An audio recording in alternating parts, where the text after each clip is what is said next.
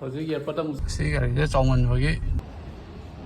Ore little ma'am yo le. Yes ma'am siu. Good morning. Masidi ada layba koiba sakhiba mayam thola ka dore. Mayam thola padula khoi chan su yaw dore. Aduna ai lang rang mai ka se no to bi sing to pi laga ke wali kholi na yengam bane da si ang tang ji check tarang gi ge washroom ke lo mo okay ke mo to ma la rang ai na spilo mo da dum sit na na dum lai ri na akhoi jin thar sang dana ba si thong lon salam mani ai fish mayam kola ka do se akhoi gi chan ne ama ne pabung ne daga koi nau ne saya nak phone tàu rồi mà này hồi đấy phone drama thôi đấy có tôi đi lâu bữa lạ mua nè ok nó chắc tôi rồi bạn để sao em còn sao vẫn lấy để xin để mai sẽ xin này đàn cái này có cái nào cái phone ba ô sao cái phone rồi ấy là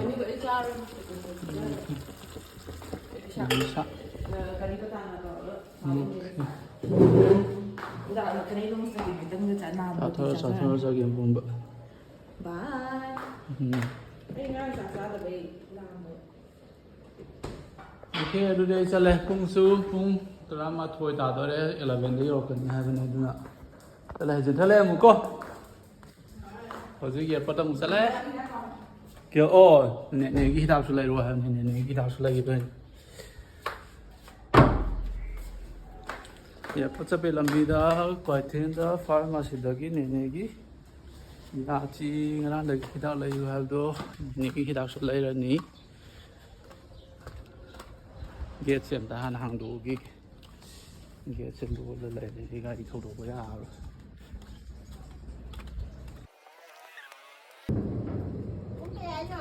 Kung drama thôi đó hay mà rồi. Get xem đống hàng đủ thôi mà này hồi đến thâu rất là cái nào vậy nó. Ai gari nó mà sẽ ta đến nó vậy nó hồi nào này không thể tôi số hay rồi, làm ta giờ sân. Mỗi mari này sân người ra không thể. Sân với mà này sân nấu trồng giờ rất ý vì sẽ là ghé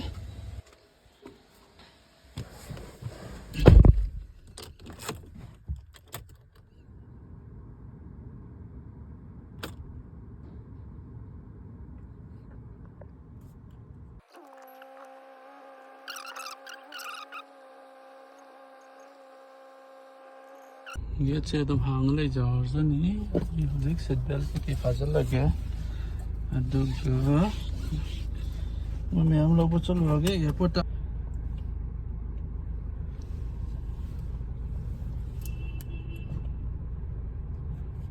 city nung sa sai hey kung sa drama thai ta da 10:52 rồi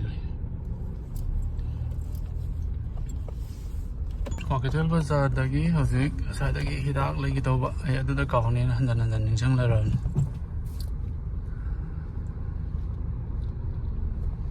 Masih dari farmasi yang hatane sidagi ame tadagi isala age te farmasi sida hidala age duga mathang sumcha kinaba negi maya chipagi hidala re hoji sidagi andagi hoji airport thaudore lambisi traffic chen bina te da red light ke kana oi bimar aneman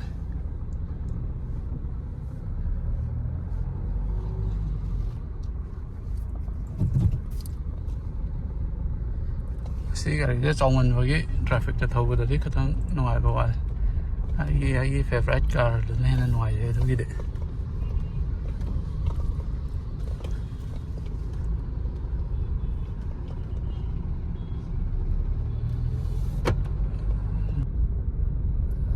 phun đi drama thôi ta đấy phun drama thôi ta đấy mỗi phone thì là truy ra là nó trả cái làm mà ni nó đâu đây cái ra là có gì là cái lọc sinh gì lại cái ra là đơn hàng ấy thì hiểu thôi là gọi đúng hết kiểu vừa lén đâu vừa phone hàng tọp này sẽ phò tới tọp trước còn ta từ bên mà đấy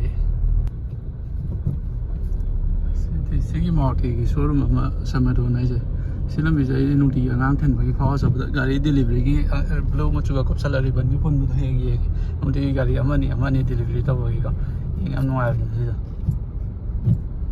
ꯑꯗꯩ ꯂꯧꯕ ꯂꯥꯛꯄ ꯃꯤ ꯃꯌꯥꯝꯗꯨꯅ ꯌꯥꯝ excited ꯑꯣꯏꯅ ꯌꯥꯝ ꯍꯔꯥꯎꯅꯒ ꯂꯩꯕ ꯃꯌꯥꯝꯗꯣ Imphal college within 2-3 minutes ꯗ airport ꯌꯧꯔꯅꯤ ꯁꯤꯗꯤ ꯃꯣꯏꯒꯤ ꯑꯦꯌꯔꯄꯣꯔꯠꯀꯤ ꯐꯦꯟꯁꯤꯡ ꯋꯥꯜ ꯀꯩꯀꯩꯗꯣ ꯑꯗꯨꯒꯤ ꯂꯝꯕꯤꯗ ꯊꯧꯕ ꯍꯧꯔꯦ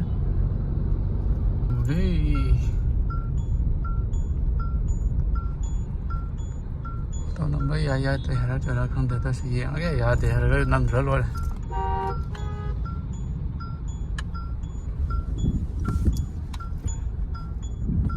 ठीक है ओके थैंक यू ꯍꯧꯖꯤꯛꯀꯤ ꯑꯁꯤꯗ ꯁꯦꯀ꯭ꯌꯨꯔꯤꯇꯤ ꯑꯉꯥꯡ ꯍꯧꯖꯤꯛ ꯂꯩꯔꯝꯕꯗꯣ ꯑꯩ ꯅꯍꯥꯟꯗ ꯑꯩꯈꯣꯏ ꯃꯥ ꯍꯣꯏ ꯊꯤꯟꯕ ꯆꯠꯄꯗ ꯊꯦꯡꯅꯔꯝꯕ ꯑꯉꯥꯡꯅꯦ ꯑꯗꯨꯅ ꯈꯪꯕ ꯃꯥꯜꯂꯦ ꯃꯉꯣꯟꯗ ꯑꯗꯒꯤ ꯇꯤꯀꯦꯠ ꯂꯧꯈꯤꯒꯦꯀꯣ ꯊꯦꯡk ꯌू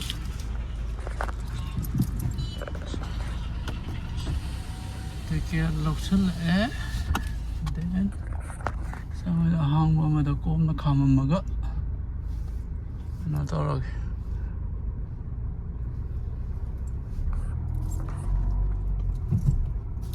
ꯍꯥꯋꯥꯏꯗ ꯆꯤꯟꯅ ꯈꯥꯝꯗꯣꯏ ꯁꯔꯨꯛ ꯁ꯭ꯋꯥꯏꯗ ꯀꯣꯝꯅ ꯈꯥꯝꯃꯒꯦ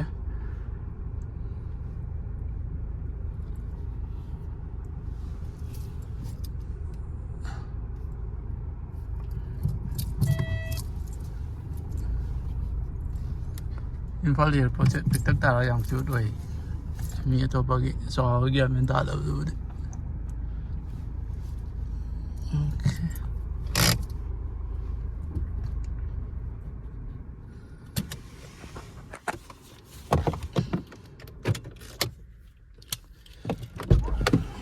ꯌꯧꯔꯦ ꯉꯥꯏꯔꯨꯔꯒꯦ ꯁ꯭ꯋꯥꯏꯗ ꯑꯃꯨꯛ ꯁ꯭ꯋꯥꯏꯗ ꯆꯠꯂꯒ ꯉꯥꯏꯔꯨꯔꯒꯦ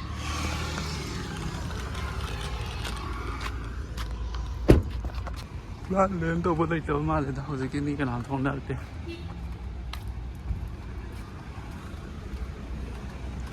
ꯀꯣꯜꯀꯇꯥ ꯏꯟꯗꯤꯒꯣ ꯀꯗꯥꯏ ꯆꯠꯈ꯭ꯔꯦ 11:15 ꯆꯠꯂꯦ ꯑꯗꯣ ꯑꯩꯈꯣꯏ ꯅꯥꯎꯗ ꯑꯩꯅ ꯍꯧꯖꯤꯛ ꯐꯣꯟ ꯇꯧꯁꯟꯕ ꯐꯣꯟ ꯄꯥꯏꯈꯠꯂꯦ ꯑꯗꯨꯒ ꯃꯥꯅ ꯐ꯭ꯂꯥꯏꯠ ꯂꯦꯟ ꯇꯧꯕꯗ ꯉꯥꯏꯔꯤ ꯍꯥꯏꯔꯦ ꯑꯗꯨꯅ ꯃꯣꯏ ꯕꯦꯒꯦꯖ ꯂꯧꯊꯣꯛꯄꯅꯦ ꯀꯩꯅꯦ ꯉꯥꯛꯇꯪꯗꯤ ꯆꯪꯈꯤꯅꯤ ꯑꯦꯔꯥꯎꯟ ꯑꯗꯨꯝ ꯆꯪꯈꯤꯅꯤꯗ 15 to 20 minutes ꯆꯪꯈꯤꯗꯧ ꯃꯥꯜꯂꯦ ꯏꯝꯐꯥꯜ ꯑꯦꯌꯔꯄꯣꯔꯠꯁꯦ ꯐꯖ ꯂꯩꯔꯝꯃꯦ ꯊꯥꯏꯅ ꯃꯄꯥꯟ ꯂꯩꯉꯩꯗꯗꯤ ꯌꯥꯝ ꯇꯣꯏꯅ ꯇꯣꯏꯅ ꯆꯠꯂꯝꯕꯅꯦ ꯍꯧꯖꯤꯛꯇꯤ ꯁꯤ ꯂꯩꯕꯗꯒꯤ ꯌꯥꯝ ꯇꯣꯏꯅꯗꯤ ꯆꯠꯇ꯭ꯔꯦ ꯑꯗꯨꯅ ꯃꯔꯛ ꯃꯔꯛꯇ ꯂꯥꯛꯄꯗ ꯌꯥꯝ ꯐꯖꯩ ꯁꯤꯗ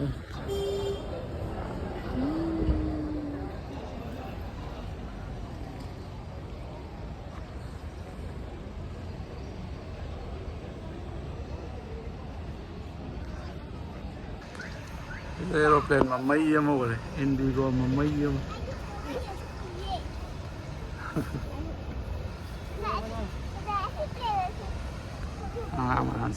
एरोप्लेन ये शायद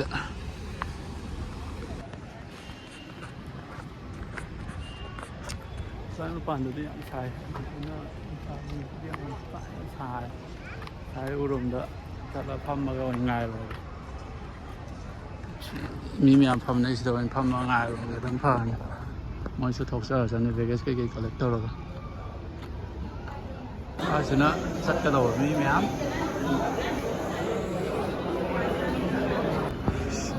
अखोई फॉरेन कोईरब मैम यौरे फॉरेन रिटर्न्स मैम यौरे लेरे अखोई पाबसे स्पेक थांगल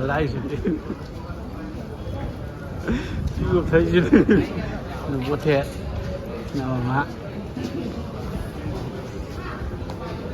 मैं आई तो पीरो तो मुँह लाबा आई तो पीरो तो मुँह लाबा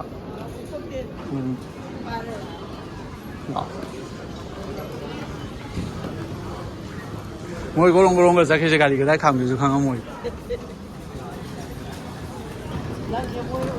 उग्रने उग्र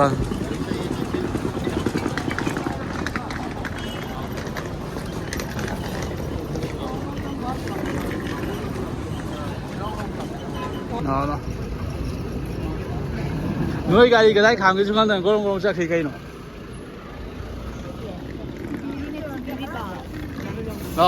आदा ले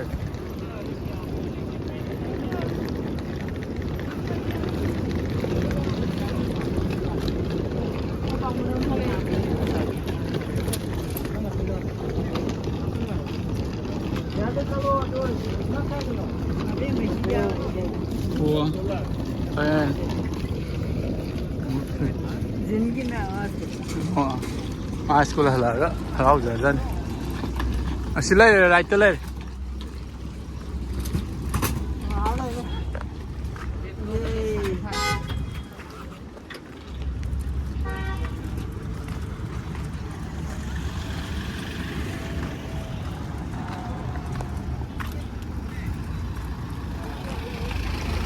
Luggage matang hapsil lagay yung dam sa tasi. Luggage may amsiyo. Rồi. Foreign po lại môi. Thấu đơ.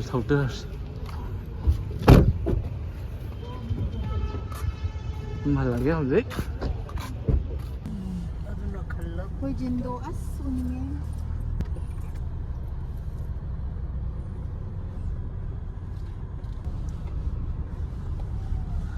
Rồi đi, airport cái exit tàu ra khỏi ở dưới dùng rồi.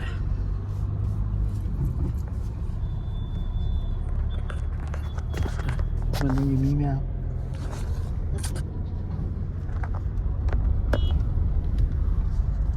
Yếm nhiều đấy, luggage không?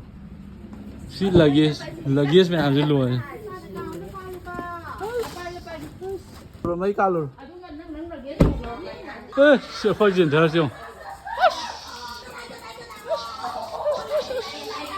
Lùi.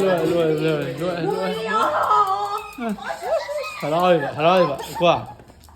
Mà tu kiên mà đi cô. Chuyển theo ngào đi. Anh muốn đi đâu con đâu chuyển theo. Smile cái này. Smile.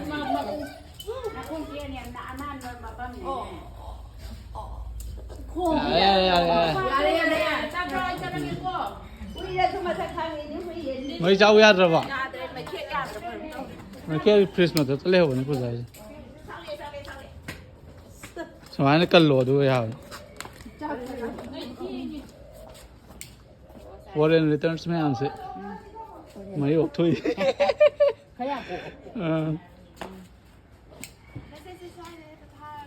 Ê, chú đi phì đã. À đi. Sao. Nam hala pagi. Lo. Ako ni dhagi ke no pi da. Bố thế ai tâm lộc sao vậy này? Ồ. Sao lôi bố thế? Dùng nè.